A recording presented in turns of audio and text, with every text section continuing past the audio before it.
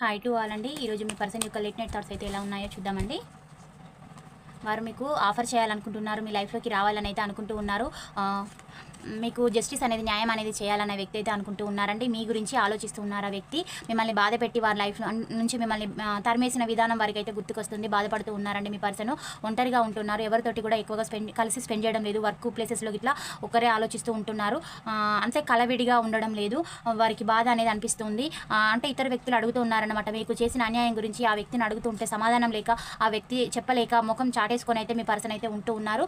మీ లైఫ్లోకి రావాలి ఫాస్ట్గా అని అనుకుంటూ ఉన్నారు. రీయూనియన్ జరపాలి మీతో, ఎలాగైనా మిమ్మల్ని రీచ్ కావాలని ఆ వ్యక్తి అయితే అనుకుంటూ ఉన్నారు. మీ పైన చాలా ఎమోషన్స్ అయితే కలుగుతూ ఉన్నాయండి. ఫీలింగ్స్ వస్తూ ఉన్నాయి వారికి. మళ్ళీ మీ లైఫ్లోకి వస్తే మీరు తనని అంటే కొట్లాటలు, గొడవలు గతంలో లాగా ఏది జరగద్దనే వ్యక్తి అయితే కోరుకుంటూ ఉన్నారు.